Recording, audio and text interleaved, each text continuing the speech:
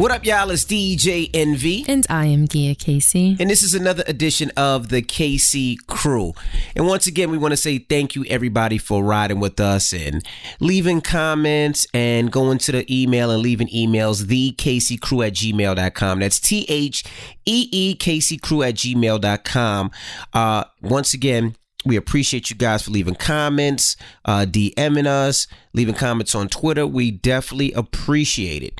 Now, also, the KCCrew@gmail.com. We appreciate the support of all the merchandise, whether it's the hats, the socks, or, you know, the damn Gia shirts. Shout to Jada. I seen somebody wearing it in the club. It said damn Jada. So yes. Shout to Jada. Shout to everybody that supports us. We really, really appreciate it. Now, I know we said this week we were going to do nothing but read emails because we get so many emails. But somebody came into town that we decided that we thought would be great for the KC Crew podcast. Yes. You know, Basketball Wives. It's not LA, New York. It's just Basketball Wives. Now it is. It's just straight Basketball Wives. It was on this past Monday. So now we have a special guest in the building, Miss Tami Roman. Hey. Yes. Welcome, Tammy. Thank you. And her boo. Yeah. Now they call him. I looked his name up. All it is it just says Reggie Youngblood. That's me, man. It just says Reggie Youngblood. Reggie Youngblood from East Houston, Texas. Now, is that your birth certificate name? Birth. Really? Youngblood? Yeah. I thought it was just Youngblood. I thought you called him Youngblood because No, that's that his last Cherokee. name. That's your real Youngblood, you asked? That's that Cherokee in me. You know, all black folks Got a little Indian something. in their blood. They got some little Indian. You don't need that wave cat. Allegedly. Now, when he walked in, I was looking at him like, well, look at this Amazonian black man that just walked into the studio. You do not seem that tall on television. I hear You that told me all that the you are time. 6'5". Yep. I would have put you at a good 5'11 and a half. 5'11". Wow. I guess so. Yeah, you shocked me when you came in. You're like towering over everyone. Yeah, it's not the first time I done heard that, so I'm used to okay. it now. But yeah, I'm not a little guy. So the first okay. question is, you don't play football? You don't play basketball? I used to play football. Okay. I played at the University of Miami. Played for the Saints.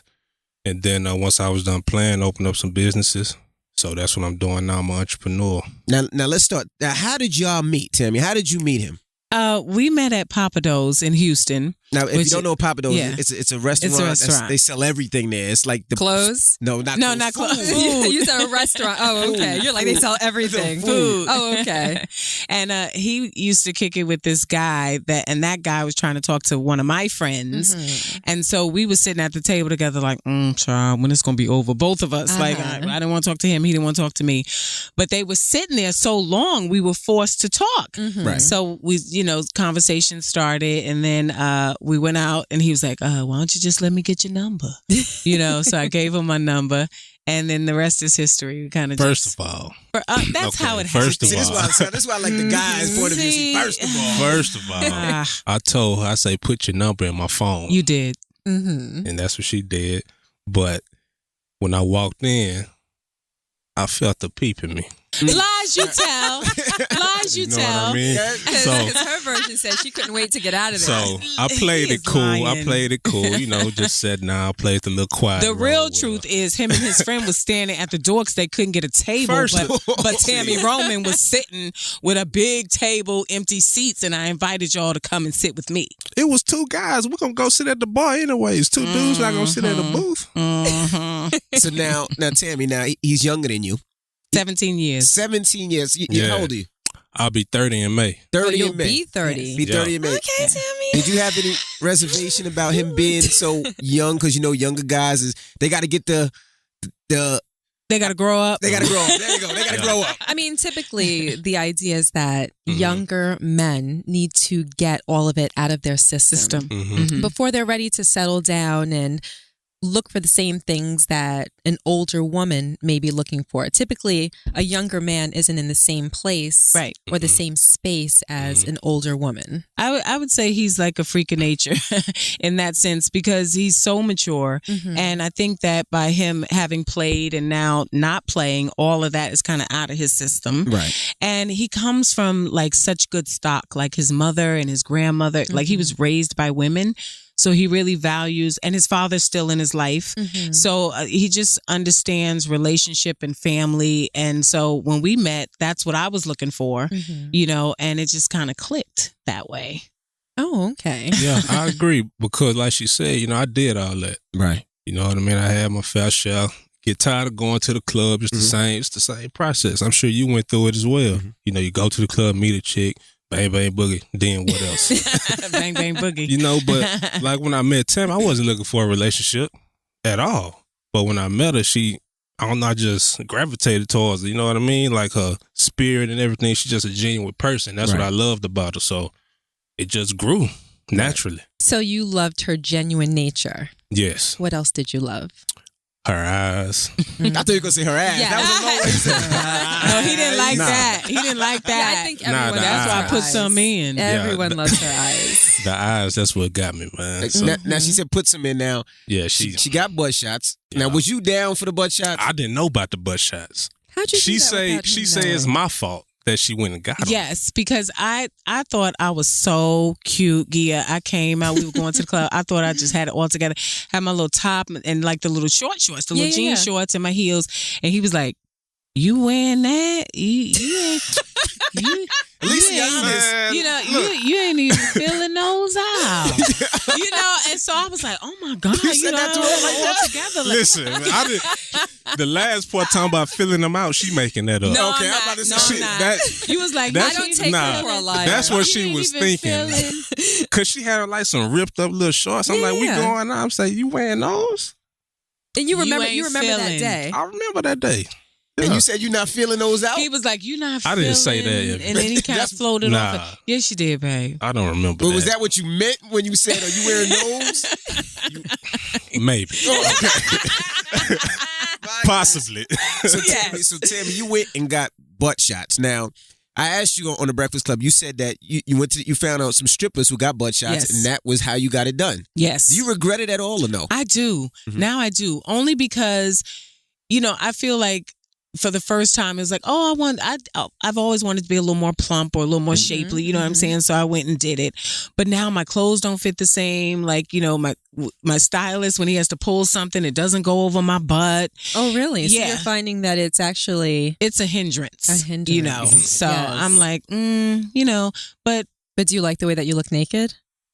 I like the way it looks naked. I will give it that. Because, you know, I've seen some bad ones. Yes. And I actually have a great one. It's soft, it's jiggly, you know, it moves like a real bottom. Right. You know what I'm saying? So it does. So I'm okay in that area, but it's just, I think about it sometimes. It's like, I really shouldn't have got this done. Now, did they do a fat transfer? No. It's the actual Injections. Oh, Trip. okay. Trip. What do they use? Now, Gia, we're not going to get all off Oh, into okay. that because it's bootleg. Oh, You wasn't nervous though? Oh, no, I Tammy? didn't know with that. With all these stories, you didn't say, you know what? I didn't know about the stories. I saw the strippers. Their butts looked good. That's I a said, great who example. did it? And I was like, I'm going to go to the same person. Okay, I And understand. then I heard about all the stories. Right. I understand. So how do you like the way that it looks? Because it was her indirect gift for you. I like it. You do like You know, it. but I feel like she didn't need it. Mm-hmm. I hate that she took what I said to make her go do something so But drastic. see, that's what men don't realize. And I think a lot of women don't realize that either. Sometimes you can make the slightest comment Mhm. Yep. and it can weigh on a person's mind Yep. and create an insecurity. And I'm not saying that you had an insecurity, but I mean, I know I've felt that. I know my husband has felt that. I might just make a little comment about him in a wife beater. Next thing you know, he's in the gym Right. for 6 hours. Oh, yeah. I gotta lose this. I gotta lose this. I got a 12-pound goal right now. Been there before. You know what I mean? Most yeah, definitely. so sometimes it's just like a little itty bitty thing and then it gets the mind going. Yeah. You know? She did that about my feet one time. I was wearing some sneakers. Yeah. She was like, damn, them look like boats on your feet. I didn't say boats. She I made said you, that dro- they looked like little tiny space shuttles. Space shuttles hurt my feelings now. made you drop down like, the what? size. Like, I walked out the mall by myself. I was like, nah, I like these shoes. I walked out by like, I was hurt. Yeah. I was hurt. And that is the short of the story. It was actually, it ended so badly. Like it was, I mean, we were younger, but it ended very badly. You haven't worn those since, huh? Hell no. Yeah. What shoes? It was the Allen Iversons. Remember the spoke? Which ones? The first ones. The They had to have some silver in it. There was silver in it, yeah. And she hurt my feelings, though. Now, let me ask you a question. Now, with sex, with him being a lot younger, now, Gia and I are a little older than him. But now when we have sex, for me, it's one and done. It's like one, I'm going to sleep. Not today. One and done today. Today was different. He had time today. You know something? I just want to tell you that I love you a little bit more today. I really do. That means I put it down. Did I not call you and tell you I love you a little bit more that today? Energy drink worked today, boy. Oh, shit. Was it just an energy drink? I'm not telling you. Okay. That's Tammy's cocktail. I can't tell you because I can't tell you what it is. It might be illegal. It's a recipe. Now, with sex, now with him, he's 30, he's younger, he's ready to rock and roll. Do you have to be like, look, this is it for me. We one and done. We had to get to that point because for when it first was happening, child, we would go. He was like pulling 45, 50 minutes, and I'm like, oh my god, what? 45, 50 minutes. See, hold on. We did that in high school. Hold on. See that? Draw inspiration. That was high school. See, I don't need right that now. long, Gia. I'm the same way. 45 I don't need that long. minutes. Listen, You give me a good 10 and we good. I don't want Maybe 15 on I don't- A solid 15. a solid 15. Yeah. I don't want 40 minutes of straight, but everything together, foreplay. Oh, well, see, we weren't talking about foreplay. Like, that's a different thing. I thought 45 minutes smashing and foreplay? He's does Holy the foreplay and then 45 minutes? smash. When we first started, and I had to be like, I don't need all that. I had to regress. I had to. Did you do that for you, or were you doing that for her? He did that for me. You thought that's what she wanted? You got to prove it first. You got to make sure she ain't talking shit about it. It was early in the game, so I had to spray on her. You know what I mean? Literally? Yeah, literally. I had to. She had to get taken to the killing fields at least once or twice. Gosh. Well, let me ask you this. Mm-hmm. Were you intimidated by her? Oh, by her beauty, never. by her success, Never. by Never. people that she was with in the past? Never. I don't care about that. Really? Okay. He better than me. I couldn't have been like, I don't care. Anybody that you would be with in the past, I would be comparing myself. I'd be like, I would even ask you. I was like, I was better than him, huh? That's just me as a person. I don't know. Maybe that's the light skin thing. You're very competitive. I am. You're a competitive person. I am. So maybe he's not. Either he's not, or he's just extremely secure. Nah, I'm super competitive, and I'm extremely secure. And I don't have to ask because I feel it clenching, and I'm looking at her. So I know what the business is. Do you find that they work? They do work. You think that they work? Mm-hmm. Okay. Now, I asked you something on the Breakfast Club, and you talked about it. And then when I told Gia thought I was lying, right? Uh-oh. Now, you said on the Breakfast Club that you will not fully go down on him, like deep throat. Yeah, I'm not doing that. Why not? Why? No. She said, no, I'm not doing that. Nope. No. Was it something that was in your repertoire before? Yes, I know how to. I've done it a lot, but I'm 47. I feel like I'm not doing that right now. Wait, you have to explain. Because I feel like the top is the epicenter anyway. So if you just really do that really well, you're going to get the same result. It's either going to be come in your throat or come in your eyes. So why I gotta, put forth any extra work? You cool with that? I'm cool with that top work. Okay. my top game is strong at this stage of the game. The reason, I'm going to speak from my opinion and what I think that men like about it, it's to watch it disappear and to imagine exactly, what's going on in there, and to watch a woman gag because it gives them an ego boost and it makes them feel like, you can fill in the blank. Yeah, I mean, I like it. I mean, I like to feel like control. I mean, to feel like my dick is so big that she can't breathe. That you can't breathe. That's why I wanted to let you fill in because I didn't want to use that language. But yes. That's how I feel. Now, I will say this. We've been together a minute. So, like, in the beginning, we did a lot. So he knows what I'm capable of. Yes. Right. But it's like with my schedule, I be tired. It's like I can't do. Let me just hit this real quick. I gotta get up in the morning. Yes. I got 3 hours of sleep. We gotta make this fast. We gotta hustle up on this thing. Saying a lot of the same stuff. Now, did you have any reservation with dating somebody in the entertainment in the entertainment industry with Kenny? Because you were married to Kenny and Hold on, you guys got let's be divorced. clear. So your first husband, Yes, was Kenny Anderson, famous basketball player. Mm-hmm. And how long were you married? 7 years. You were married for 7 years, and you've had 2 daughters. 2 daughters that came from that marriage. Yes. Okay. Yes. Continue, babe. So did you have any reservation with dating another baller or in the same field? You know what? I have to say honestly, no, because here again, like Kenny and Reggie are so polar opposite that in talking to him and spending time with him, I saw the difference.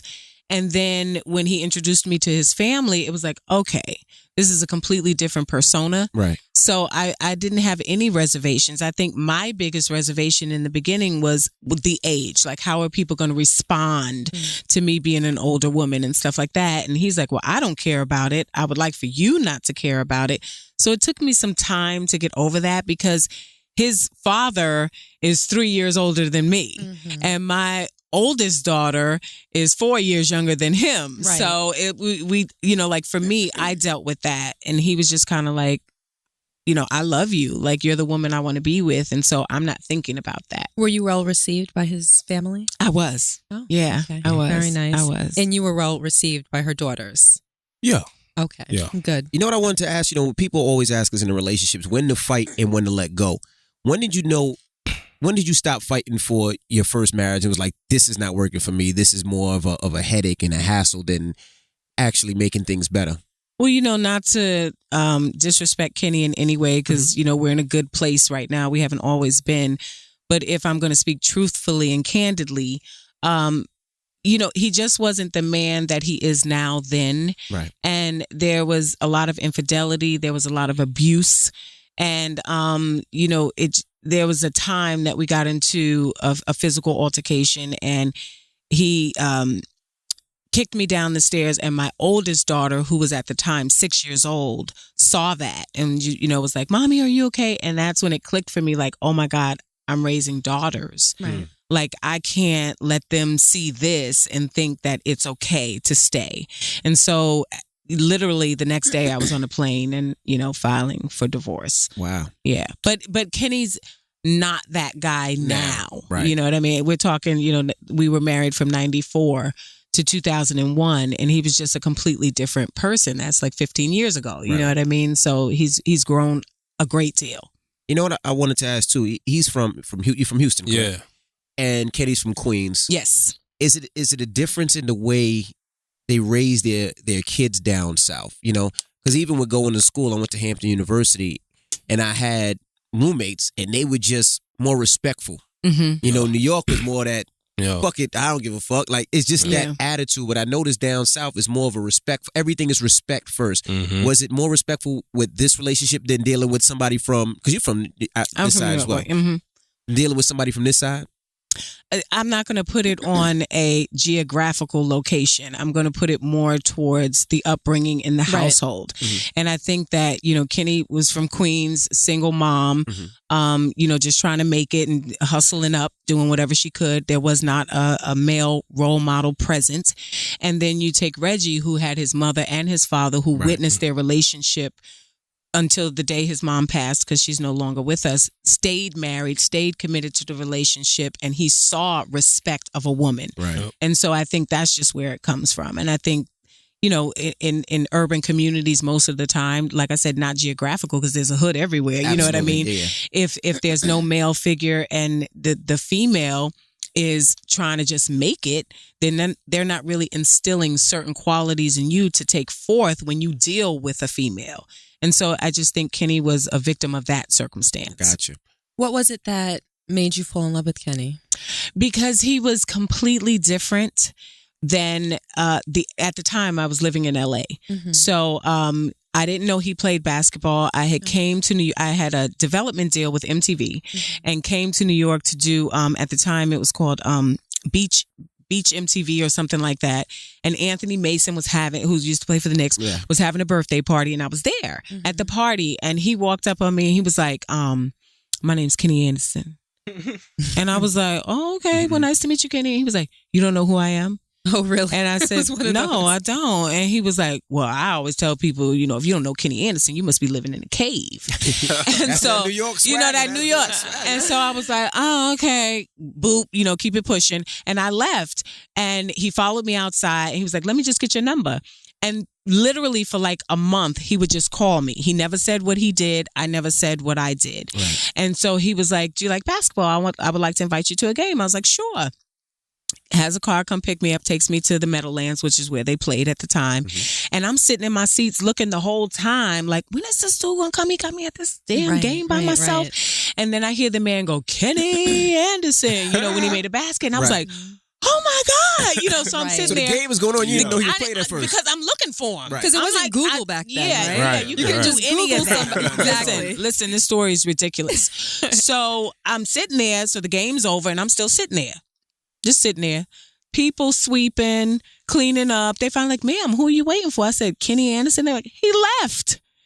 He left me at the Meadowlands because he thought, oh, she knows to come to the tunnel. I know nothing about basketball, know nothing, you know, like this whole subculture that exists. Mm-hmm. So I ran up to the, you know, in the arena to a payphone and called him. He was like, I'm at the Shark Bar. I don't know if you remember the Shark Bar back then. So he actually came back from the Shark Bar, had already sitting there with his food, drove back, came to get me. We go back to eat, and we're sitting there, and these people are sitting across, and he's like, oh my God, I hope these people don't come over and talk to me. I don't feel like being bothered. I'm just trying to have dinner. So the lady walks up to the table, and she's like, Tammy, can I take a picture with you? Because, you know, Real World was out. So he was like, well, what the fuck you do? You know, and I was like, we didn't know. And then from that moment, he's like, this woman's going to be my wife. And it just kind of evolved from that. So it's like the cutest love story that didn't last, but it was, you know, it was good. That was smooth what he did. No, like he was on it. Like his game was on point. But it was different. Like, you know, I can't explain it because from 15 to then I was living in Los Angeles, and that's a completely different guy. So I was just kind of like, he's got some swag, and he talks smooth, and, you know, all this other stuff. So I fell for that. Today's episode of the Casey Crew is brought to you by Casper Mattresses. The Casper is an obsessively engineered mattress at a shockingly fair price. Made for outrageous comfort, the Casper uses pressure-relieving memory foam and a breathable, springy layer to create the perfect sleep surface. You want a good night's sleep? Try the Casper mattress, all right? Now, you could get $50 towards any mattress purchase by visiting www.casper.com/crew and use offer code, again, crew. Now, free shipping to the U.S. and Canada. Terms and conditions apply. Once again, Casper Mattresses. You can try Casper for 100 nights, risk-free in your own home. All right? How dope is that? Try it. Casper Mattresses. How was raising the two baby girls without Kenny at the time? Because I know he was on the road. He was traveling. Kenny was Mr. NBA. How was that being a single mom, raising those girls and trying to keep them grounded? One was 6. The other was... At the time that I filed for divorce, 6 and 4. 6 and 4.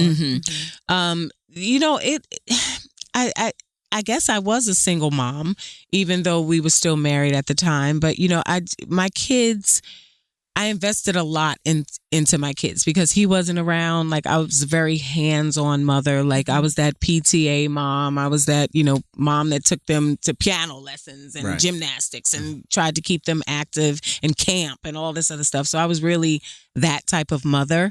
But when we got divorced, it really wasn't like there was a missing entity. It was like life kind of continued. You did everything. Right? Yeah, because they knew me and knew daddy, but when daddy was home. Right. Yeah. And what made you get back into the limelight? Because you did Real World, you did all these shows, and then you became mommy. Right. And then you just popped back on the scene. What made you say, you know what, I want to do this now at this time in my life? Well, honestly, I was mommy. And then I said, now you guys are old enough that I can go work.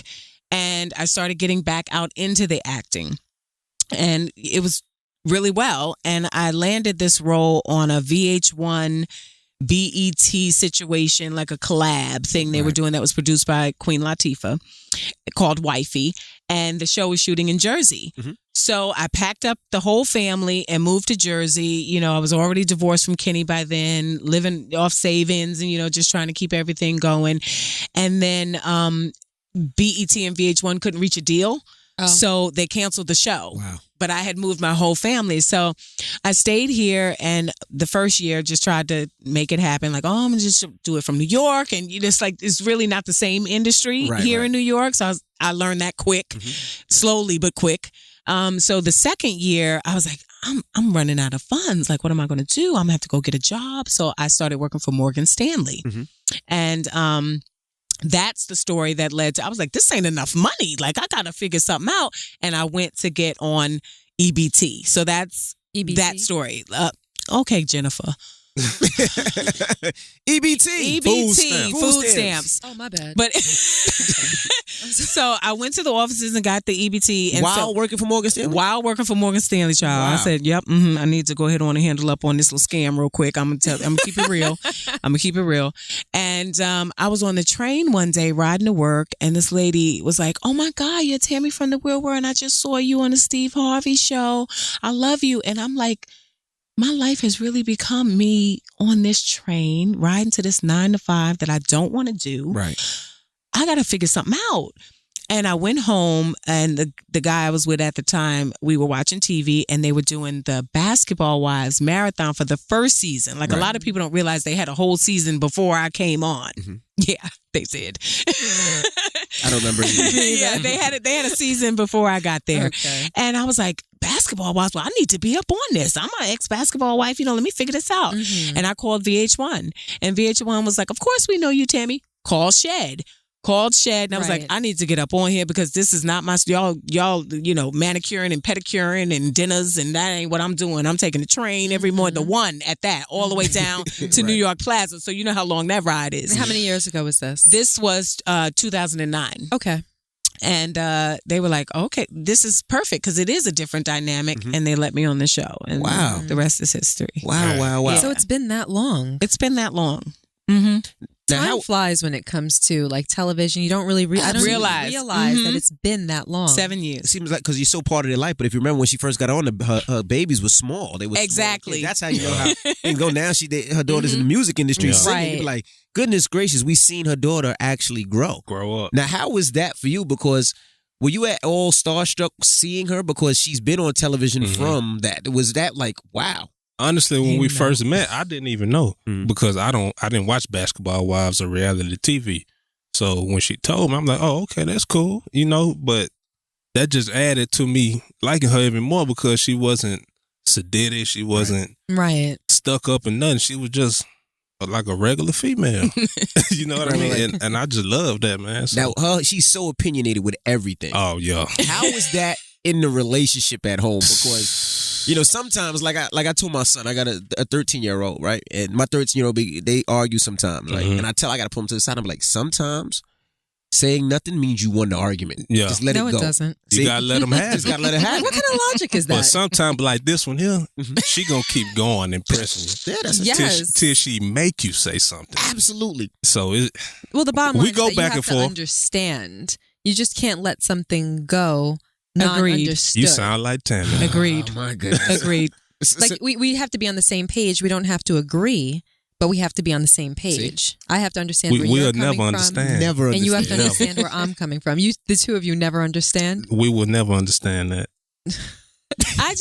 I'm big on getting my point across. It does. That's what I have to do. Like I have to. And sometimes he wants to do the concession thing and concede and like, I get it, and it's like, I know he doesn't get it. So I'll talk an extra hour. Keep going to make sure. Yes. You can't just be like, okay, babe, you got it. Yeah, no. Because I know that's just like your little way of skating out of it because you don't want to be bothered. So now you can sit there silently. And I'm going to continue to make sure that you understand. Then I'm going to ask you questions to make sure that you're still checked in while I'm talking. I'm not crazy. Nah, she's not crazy. She's like, so why am I mad? I'm like, I don't even know. Why are you mad? Because I did that thing. No, but explain it to me. I've been talking for 46 minutes. I'll be like, mother, I turned you out 5 minutes, 20 minutes ago. I'm like, tell me again. And if you don't know, now we're going to argue about the fact that you're not paying attention while we're talking and trying to get on the same page. And then with Tammy, her delivery can be so just harsh, fucked up. But now, I can believe that. Now let me ask him. I can believe that though. What do you do in that situation? Because sometimes, right, I feel like excuse my French, I'd be like, if you was a nigga, we'd be fighting. Yeah, if you was a man, I would have been slept her. Man, what month, two-piece? a year or two ago. I said, because the way you're talking to me, it's just like you want a piece. Yeah. So how do you deal with that? Man, you just gotta realize she's a female. Females are emotional, and and I know that she really you don't just mean. put us in a box. We're just emotional. Females act off emotions. No. Yes. No. Men don't. Not all men.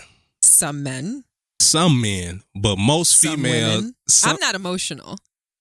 Well, you're an anomaly. Logical. That's all that is. Most females move off emotion. The thing is, I think that men are more emotional than women. I don't. Nah. I definitely think females are more emotional. I don't think so. I think that men choose to hide it better. But I think that women are stronger in a lot of ways and less emotional. I think the little bit of emotion that we feel, we may express it. I think men feel more emotion and express less. So you're very emotional.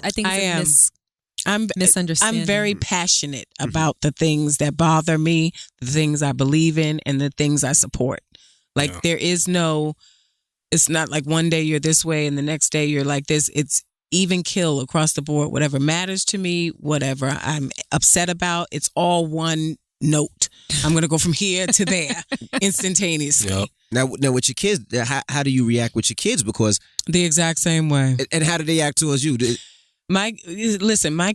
You had to go to a point one time where they hated mom. No, not at all. No, never. My kids love me and worship the ground. That may not be the right verbiage, but they you know what I mean? They like mom is the greatest. But I am the same with them that I'm with my, the people on my team as I'm with my guy. I'm the same.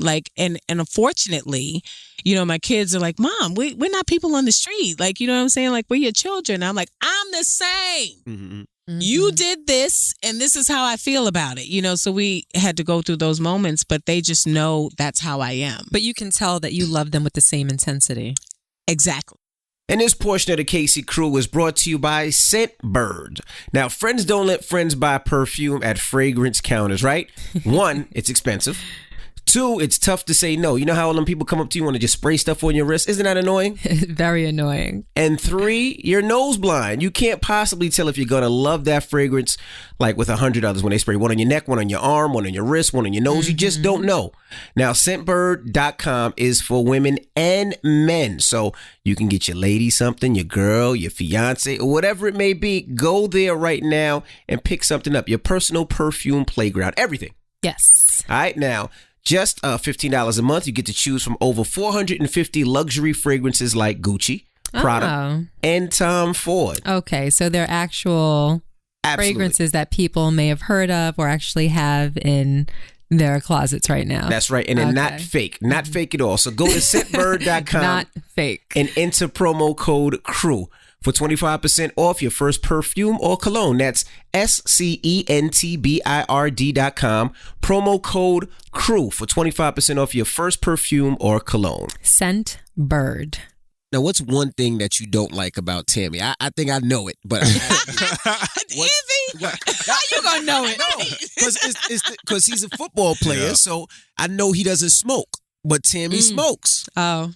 So I know that is that one. Well, thing? he probably had another one, but that's one too. But I'm sure he probably got a good 5 stored away. All right, so what's some? It's not that much, man. What's one thing that you don't like about Tammy that she does that? I don't like the smoking, and I hope she quits. But give him something else, babe. And the tone, I'm telling you, and the tone thing, that's my biggest issue. Cause I'm a person, however you come to me, I'm gonna reciprocate that, and that always starts with us. Right. And she feel like I be tripping, I feel like she be tripping, so it's just a big blow up. But is that like a major strife in your relationship? A strife? I wouldn't call it a strife. But it's a thing. It's a thing. It's something that we gotta get better at. Do you plan on working on it? What? You see? Oh my goodness! You see that? What, working on which part? When he said about, I guess, your intensity or your tone. I have been working on my tone, but even with that, even with the tone, excuse me for cutting you off, babe, but even with the tone, it's like it's other things that she does that burns me up. Okay, like the other three things. Man, it's like she'll try to say it nice, but it'd be kind of condescending. See, it's that's what I'm saying. Can't win for losing because I'll really sit and think and go, okay, Tammy, figure out how to say it so nobody thinks you have a tone, right? You know, and then I'll deliver, and then they go, you didn't have to say it like that. I'm like, well, I thought I was being nice. I thought I changed it. You know what I'm saying? My version of trying. Ask our buddy right Now, how do y'all end and dissolve arguments or situations? How does it end? Do y'all go to sleep mad? No. We never do that. We never go to sleep angry, but most of our endings are usually like, do you understand what I'm saying? Do you understand what I'm saying? Yes, yes. Because we learned this really great technique at Marriage Boot Camp because we did that show on WeTV. And it was kind of like, you know, like when a person says something, usually we go, okay, I get it, right? But really and truly, they may have meant something else or contextually a different thing. Right. And repeating it back. Mm-hmm.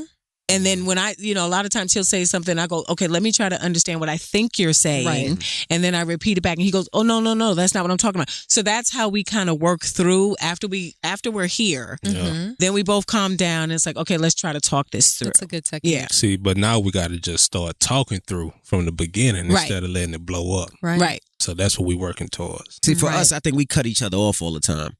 So like she'll talk for 20 minutes. No. See, she's from New York too. From New York. Yeah. See, that's y'all thing. That's a New York thing. One thing that really agitates me about you. What? When we have a conversation, his idea of conversing is that he gets to talk for 26 minutes, and I have to sit there astutely paying attention to everything that he says. I can't sigh. I can't roll my eyes. Don't roll your eyes. I can't roll my eyes. I can't look off to the left. I could make a hard left, but I can't look off to the left because I look off to the left, then it insinuates Before something. I finish the sentence, negative. She's already mad. I could be like, babe, I was going, oh, that's what let me finish what I was saying. I was going to say I was going to church. Before I said anything, cuts off, pissed off, and now the whole time she's sitting there mad, stomping her foot, waiting. Because you are very long-winded. And I'm a very detail-oriented person, so I like receiving details. I like to hear what you have to say. But if I ask you a question and you want to take 26 minutes to answer me, I have to wait the whole 26 minutes if I let you have your way to tell you, dude, you're on the wrong track. That's not what I was asking you. You're not answering my question. I want to get what I got to say out. So I will cut you off to say, listen, that's not what I asked you. Well, can you let me finish? You didn't know what I was about to say. Maybe in the last 3 minutes, I was going to answer your question. The last 3. No, it's the truth, though. Let me get mine out. So he always accuses me of cutting him off. Meanwhile, I'm trying to converse like a normal person. Right. You say something that I disagree with, and then I'm going to address it right there. I agree. Then we can move on to the next point. I agree. Because if not, what winds up happening is if he says something I don't like in the first 5 minutes, I'm concentrating on at that 5 minute point. Your answer to that or your response. Well, how do I feel about that? What do I want to say? How am I going to make my point? So the other 21 minutes, I'm not even listening to you. Or better than that, the other 21 minutes, you done said 5 or 6 things that have annoyed me now. Exactly. And now I got to wait with my little pen. Exactly. And then to it address becomes each one. convoluted. Yes. And then I'm more agitated. So I would like to converse with you like a normal person. And it's not like, okay, your dissertation, then mine. Then your rebuttal dissertation, then mine. It's ridiculous. How about that? I'd rather just not argue. Yeah. I mean, in a perfect world, right? If only with that easy. Now, what do you think about marriage? Because marriage is a business now. It's not only about love and relationships and everything else. And you've been married before. I think it's about all the above. So would you get married again? We've talked about it and we both decided we don't really need to be married. I think, I did that with, of course, with Kenny, and I went down that road, and the paper did not guarantee that we'd be together for the rest of our lives. Right. And so I feel like with Reggie and I wouldn't want to hold him bound by the paper. I feel like if at any point either one of us feels like this is just not going to work anymore or whatever, that we both can walk away free and clear. additionally, I feel like I'm much older. You know, hopefully I'm here a long time, but I don't want him to be, like I said, bound by the paper when he could go off and have another relationship. Is that a fear of yours? That he will go off and have another relationship? That at some point, because you're talking about the paper and being bound, and you don't want to hold him. It sounds like hold him hostage in a sense. Mm-hmm. So how do I put this? It almost feels like listening to you say that. It doesn't feel as though it seems as though you think that at one point he may want to leave. I think that at one point either he's going to want to or I'm going to encourage him to. I get that. Why? You know, I have 2 children. He doesn't have any kids. Mm-hmm.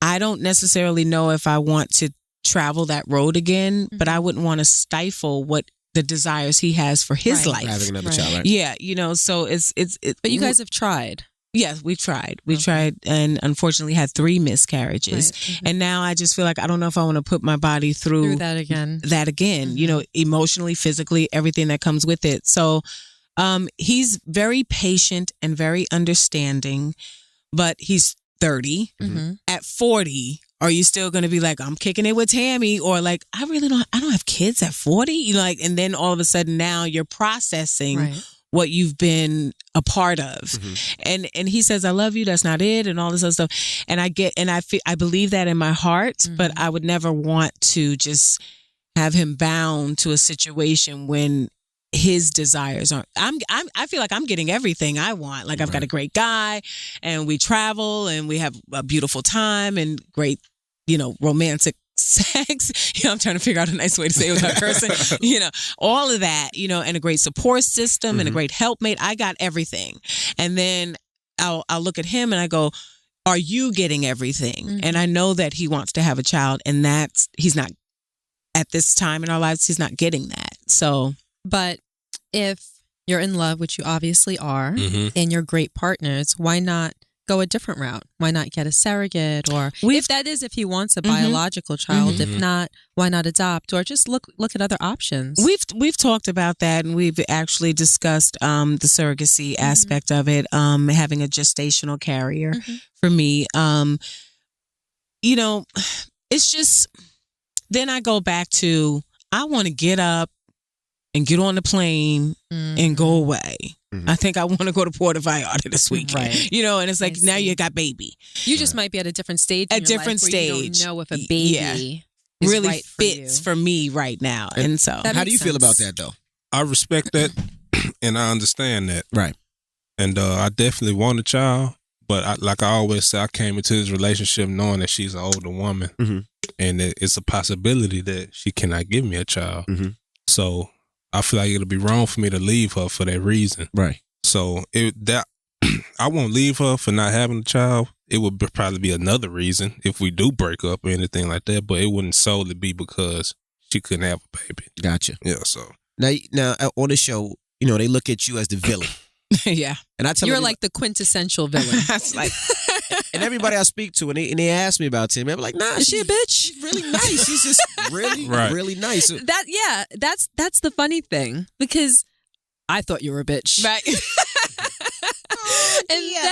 And then I realized that you're actually not. Right. And I said to myself, wow, you know, I don't know if that is, because when you look at reality TV, each cast member represents a different personality. Exactly. And you have to have this assembly of personalities in order to have an effective show that's entertaining, that people want to watch. And I think that you always fall into the category of the villain. The villain. You know? How much of that is your actual personality? Okay, so to that, I would say this. When the other girls ain't doing shit, somebody got to do something. Right. True. That's basically what it is. But I think every person, not just females, I think every individual has that side of them where it's like something happens and they can pop off. I think what people tend to forget is with reality TV, even though it's, you know, supposedly quote unquote reality, they're making situations. Situations and drama assembled. And characters out of us. Yes. You know, like how you can't just have 6 people and everybody's happy. You know, like nobody wants to watch that. You can't have 6 people and everybody's fighting. Nobody wants to watch that. So ultimately, the editors sit back and go, this person's always going to be this character. This person's always going to be this character, much like a soap opera. Right. And so, you know, I always tell people, I go through most of the season smiling, laughing, joking. I'm either doing some charity function or helping somebody over here or doing something over there. You'll never see that. But then the one time somebody says, you know, the 1 week of taping that somebody says something about my kids, that becomes the entire season because now you've given us the character we need you to be. Exactly. So that's going to make everybody tune in. Right. And this week's episode of the Casey Crew is brought to you by Le Tote. Now, Le Tote is a fashion subscription box that sends brand name clothing and accessories right to your door. Rent your look and get new clothes confidence every day. All you have to do is open your box, choose the things that you like, keep them, and everything that you're not too thrilled about, you send right back. How dope is that? Now, you can get $700 worth of clothes for only $39 a month. Remember, you take a little survey and they kind of get an idea of what your style is. So they're not just sending you random things. It's supposed to go hand in hand with things that you should like. That's right. Sign up today at letote.com. That's LETOTE.com to get started for as low as $39 a month and enter promo code Casey Crew to get $50 off your first month. Fill out your style profile like my beautiful wife said. Style profile. That's right. Wear what you want. Return everything in the mail when you're done and you'll get a new box within days. Again, that's letote.com. Enter our code Casey Crew and feel stylish with fashion delivered right to your door. Now, with what's old head's name? I don't mean to call Which her old one? head. Jackie? Okay. Now with Jackie Christie, right? Sean. I can remember. Now with Jackie Christie, we've seen the previews, right? Yes. And with the previews, it seems like you guys are getting at each other. Now, do you get to a point where you're like, I really might have to fight a bitch? Does it ever go there, or you know that security's coming and you just like, well, it's been there in the past several times where it's like, I'm gonna have to knock you in your face. You know, I've had those moments, but I think with don't laugh. But you know, I've been working really hard to curtail those desires to just reach out and tap somebody. But with Jackie this season, we definitely got into, you know, our little disagreement. And I thought it was going to get physical. You know, I don't want to give too much away, but it got pretty close to us actually laying hands on each other. We're talking about Jackie Christie. Do you like her? I like Jackie. Yeah? Yeah, I do like, which is why for me, I kept thinking, I've got history with Doug.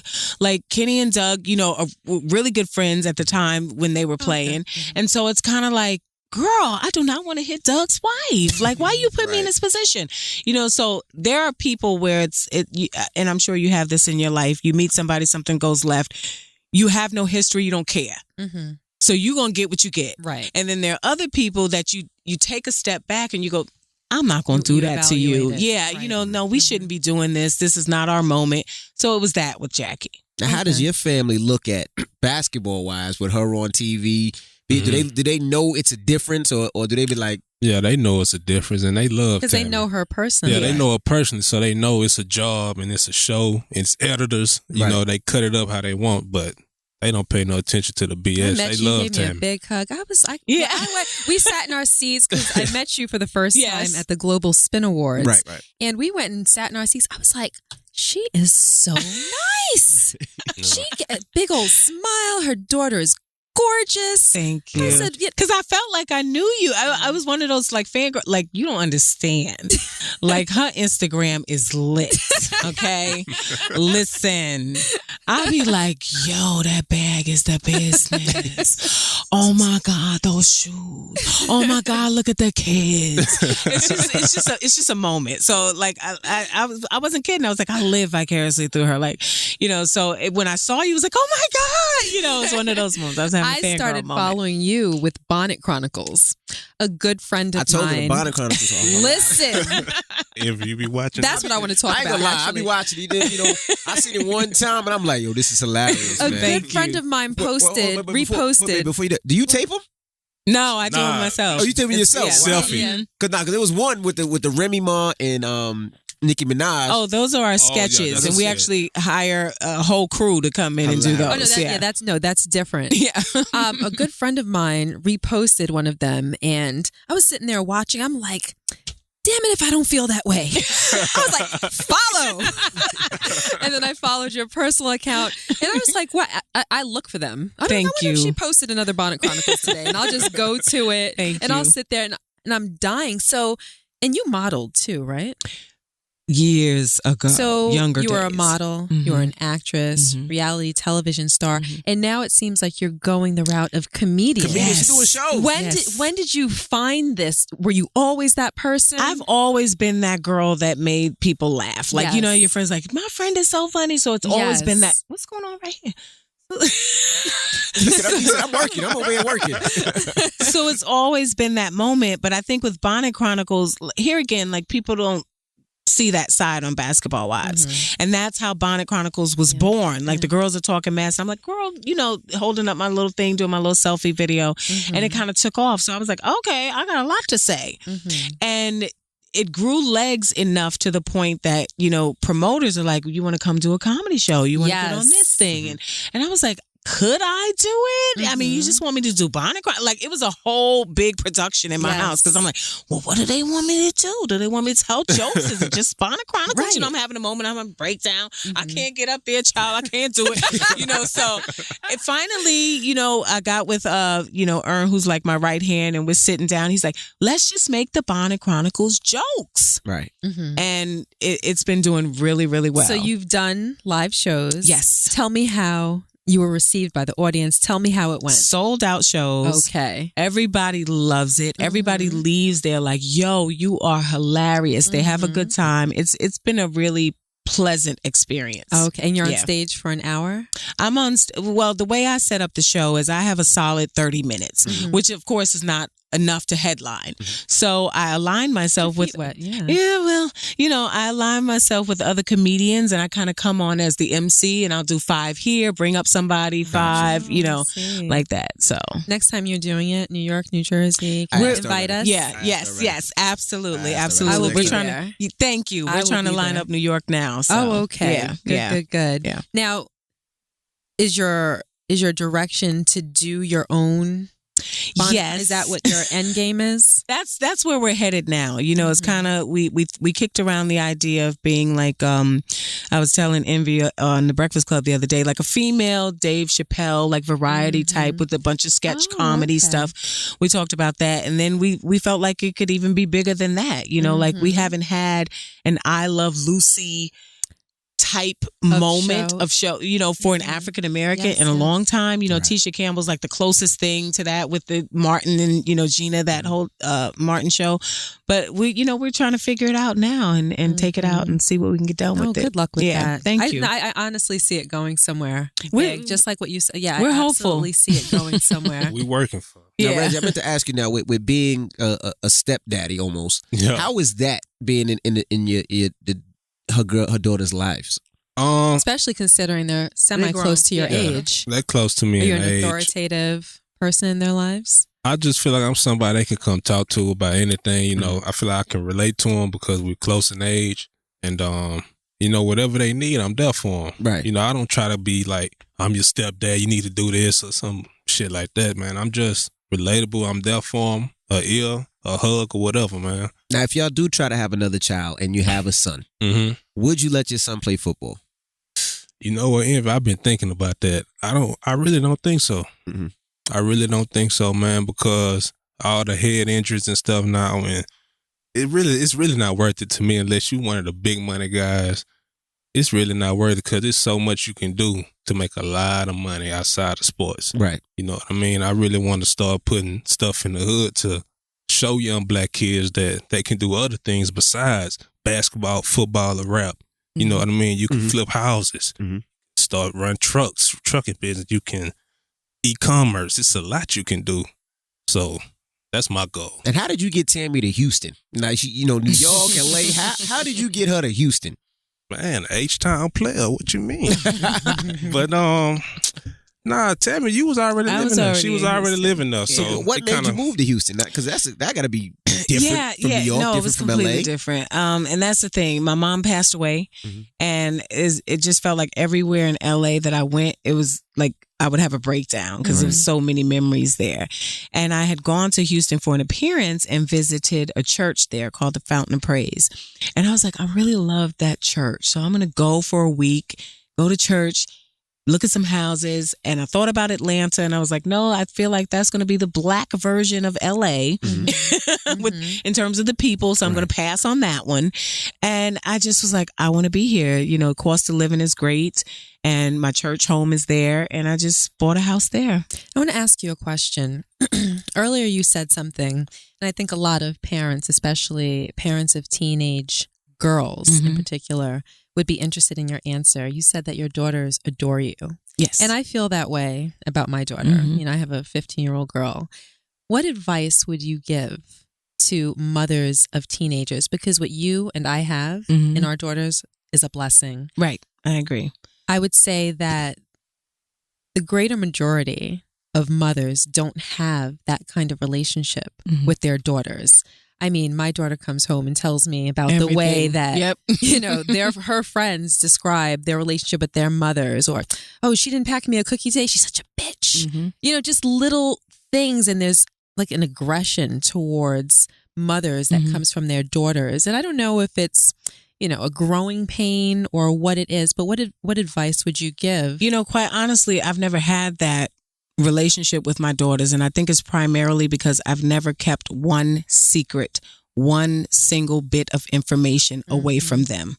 And I think that my transparency, my flaws, my achievements, everything that I tell them and instill in them has caused them to respect me so much that what they want to do is be, you know, not basketball wives, Tammy, but a replica of everything else I represent. Right. I understand. And so I think there's a great level of respect that I get from my daughters, but I think it's because I didn't keep one secret. It's like, you know, you want to have sex. This is what it's going to feel like. You know, it ain't going to be fun.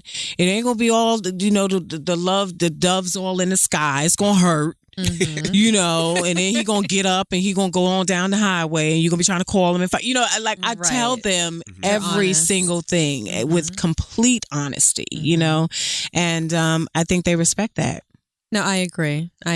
We always say that you should talk to your children. Absolutely. The good, the bad, the ugly, the real, because when they realize that you're not perfect, they're not striving to be perfect, and they're not worried about being a disappointment to you because they're not looking at you at the pinnacle of, you know, all things right. So we tell them about all the bad decisions that we've made. We tell them about drinking and sex and, you know, potential disappointments in their lives and school and where they want to be and what's realistic. And friends and guys and you know, just everything. I told my daughter how to walk in heels like 3 weeks ago. See, there you go. I didn't put the heels on. Reggie like, I was about to say. What happened was she was going to her first Sweet 16. Gia was in the shower because Gia was going with her, so she put on some heels and she was walking crazy, looked like a robot. So I was like, my baby can't walk like that. So I started playing Migos.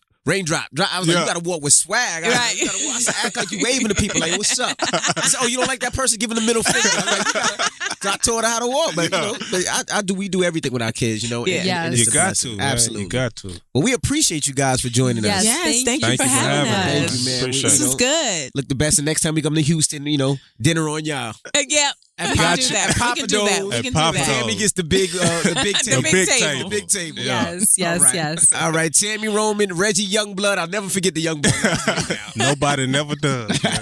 That's right. This is another edition of the Casey Crew.